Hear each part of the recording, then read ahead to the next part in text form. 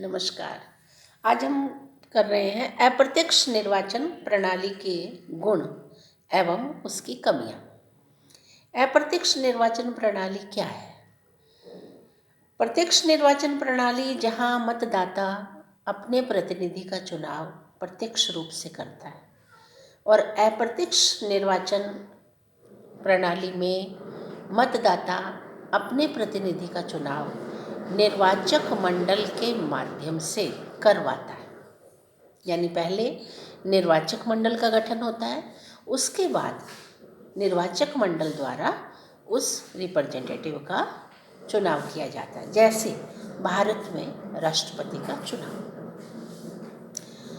योग्य अनुभवी व्यक्तियों का निर्वाचन संभव, इसकी क्वालिटी की यदि चर्चा की जाए तो कहते हैं योग्य अनुभवी व्यक्तियों का चुनाव इसमें संभव हो पाता है। निश्चित रूप से जब एक निर्वाचक मंडल का गठन होता है और उसके सामने निर्वाचन की प्रक्रिया पूरी की जाती है, यानी एक रिप्रेजेंटेटिव को चुनना है, एक पद विशेष व्यक्ति को चुनना है, राष्ट्र के सर्वोच्च व्यक्ति का चुनाव करना है, तो निश्चित रूप से योग्य अनुभवी व्यक्ति का ही सिलेक्शन किया जाएगा। योग्य अनुभवी व्यक्ति प्रसिद्धिवान, प्रतिभा वाला, विद्वान, प्रबुद्ध, सबको साथ में लेकर चलने वाला, तो निर्वाचक मंडल के द्वारा जो ये चुनाव किया जाता है बहुत सोच समझकर और मतदान में हिस्सा लेते हुए अप्रत्यक्ष निर्वाचन प्रणाली की प्रक्रिया को पूरा किया जाता है। निर्वाचन पद्धति के दोष कम होना, यानी निर्वाचन पद्धति में जो कमियां हैं अप्रत्यक्ष निर्वाचन प्रणाली में, उसकी कमियां कम दिखाई देती हैं। यानी जो प्रत्यक्ष निर्वाचन प्रणाली है उसमें बहुत सारी खामियां सामने आती हैं, लेकिन अप्रत्यक्ष निर्वाचन प्रणाली एक ऐसी प्रणाली है जिसमें निर्वाचन की प्रक्रियाओं की खामियां कम दिखाई देती हैं। इसका क्या कारण है? इसका मुख्य कारण ये माना गया कि एक तो निर्वाचन कोटे के आधार पर सिलेक्शन होना है, दूसरा वैल्यूज निकाली जाती हैं, मतों का मान जिसको बोलते हैं, और निर्धारित कोटे के अनुरूप ही मतदान प्राप्त होना चाहिए, और बहुत सेलेक्टिव ढंग से मतदान की प्रक्रिया मतदाता के द्वारा सेलेक्टेड मंडल के द्वारा वोटिंग किया जाता है, जिससे गिनने में भी किसी तरह की कोई दिक्कत नहीं, रिजल्ट डिक्लेयर करने में भी किसी तरह की कोई दिक्कत नहीं, और आशंकाएं भी नहीं रहती।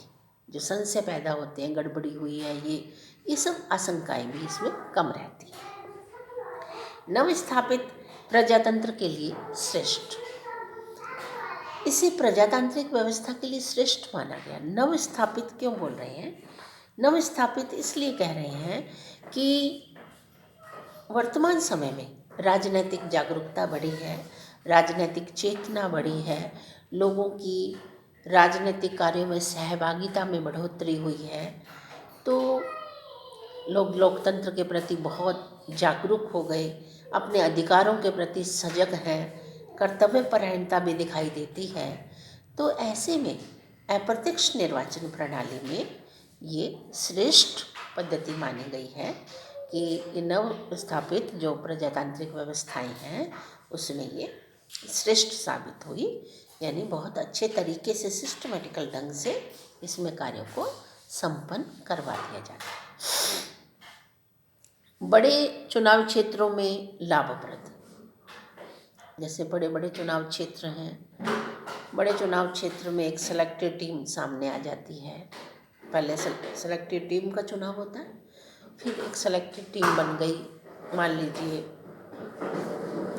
सेलेक्टिव टीम है 545 सदस्यों की, फिर 545 सदस्यों को वोटिंग करना।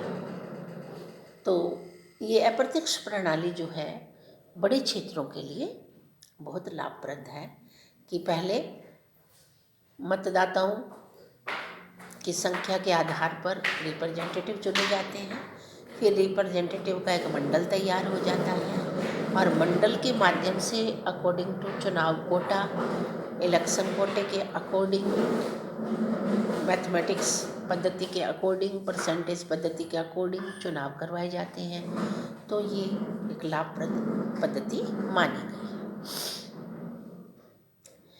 है। प्रत्यक्ष निर्वाचन प्रक्रिया के गुणों को देखकर हम अनुमान लगा सकते हैं कि ये क्वालिटीफुल प्रक्रिया है, लेकिन फिर भी आलोचकों ने इसमें आलोचनाएं निकाली। आलोचक कहते हैं ये अप्रजातांत्रिक है, यानी प्रत्यक्ष में तो जनता अपने प्रतिनिधि का चुनाव डायरेक्ट रूप से मतदान के माध्यम से अपने रिप्रेजेंटेटिव को चुन लेती हैं, उनकी पसंदगी का व्यापक क्षेत्र माना गया है। लेकिन अप्रत्यक्ष प्रणाली में जनता का रोल खत्म हो जाता है, फिर वो चुने हुआ प्रतिनिधि आगे कैंडिडेट का चुनाव करता है। तो इसे हम जनता का जनता द्वारा जनता के लिए शासन जो बोलते हैं, उस प्रोसेस को पूरा नहीं कर पाते। यानी चुने हुए प्रतिनिधि जिस राजनीतिक दल से बिलोंग करते हैं, उनकी संख्या और क्षेत्र की जनसंख्या, वोट की वैल्यूज, उस हिसाब से एक निर्वाचक मंडल, फिर निर्वाचक मंडल के द्वारा आगे चुनाव की जो प्रक्रिया की जाती है, इसे अप्रजातांत्रिक बताया गया। यानी इसे प्रजातांत्रिक तरीका नहीं माना गया आलोचकों के माध्यम से। सार्वजनिक कार्यों में उदासीनता। सार्वजनिक कार्य यानी जो जनता के हितों की पूर्ति करने वाले कार्य हैं, इनमें पूर्ति पूरी तरह से नहीं हो पाती, उदासीनता दिखाई देती है। यानी जो कैंडिडेट सेलेक्ट होता है निर्वाचक मंडल के द्वारा, उसे सार्वजनिक समस्याओं के बारे में जानकारी नहीं होती, बेसिक समस्याओं के बारे में जानकारी नहीं होती, जनता से उसका डायरेक्ट संपर्क नहीं होता और जनता के बीच में आकर वो कार्य नहीं कर पाता। तो जो गैप है, जो दूरी है, वह इस रूप में ली गई आलोचना के रूप में, ये सार्वजनिक हितों की पूर्ति के प्रति उदासीन मानी गई। रिश्वत की आशंका। अप्रत्यक्ष निर्वाचन प्रणाली में आलोचकों का कहना है कि इसमें भ्रष्टाचार की ज़्यादा संभावनाएं रहती है। कारण कि रिप्रेजेंटेटिव जो सेलेक्ट हैं, उन्हें आगे वोटिंग करना है, उन्हें आगे सिलेक्शन करना है, उन्हीं पर सब कुछ डिपेंड है और वो किसी लोभ लालच में आकर भी वोटिंग कर सकते हैं। ऐसा आलोचकों का मानना है कि इसमें रिश्वत देने की भी बहुत आशंकाएं बनी रहती हैं। जनता व प्रतिनिधि के बीच में संपर्क नहीं है। जैसा मैंने पहले बोला अभी कि एक सेलेक्टेड टीम को आगे सिलेक्शन करना है, जनता से उनका डायरेक्ट संपर्क टूट जाता है। जनता के बीच का जो प्रतिनिधि था वो निर्वाचक मंडल में सेलेक्ट हो चुका है, अब निर्वाचक मंडल के द्वारा आगे रिप्रेजेंटेटिव को चुनना है। जनता से डायरेक्ट संपर्क नहीं है, न जन भावनाओं के अनुकूल काम करने की संभावनाएं हैं, न जन समस्याओं के बारे में वह अवगत करवा सकते हैं, न सार्वजनिक हितों की पूर्ति होना स्वाभाविक लगती हैं, क्योंकि यहाँ गैप ज़्यादा है, दूरी ज़्यादा है और संपर्क के अभाव में सार्वजनिक हितों की पूर्ति संभव नहीं हो पाती।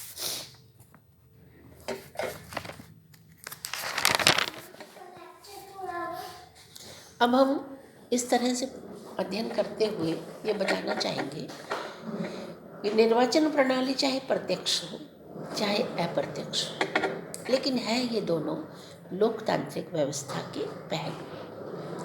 यदि हम स्विट्जरलैंड के संविधान वाले प्रत्यक्ष प्रजातंत्र की बात करें, जहाँ आरंभन और जनमत संग्रह, कि आरंभ जनता के द्वारा हो और अंतिम निर्णय भी जनता के द्वारा हो, ये बातें कम पॉपुलेशन में संभव है, जनाधिक्य वाले राज्यों में, देश में संभव नहीं है।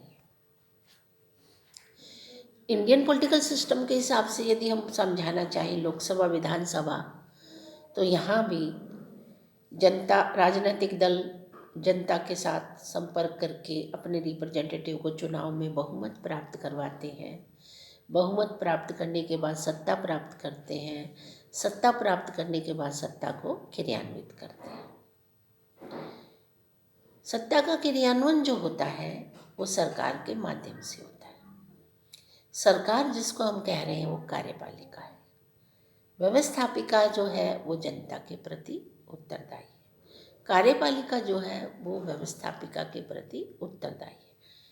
संसदात्मक शासन व्यवस्था में दो तरह की कार्यपालिका है, नाम मात्र की और वास्तविक। नाम मात्र की कार्यपालिका जिसको हम राष्ट्रपति कहते हैं, जिसका निर्वाचक मंडल के द्वारा निर्वाचन होता है।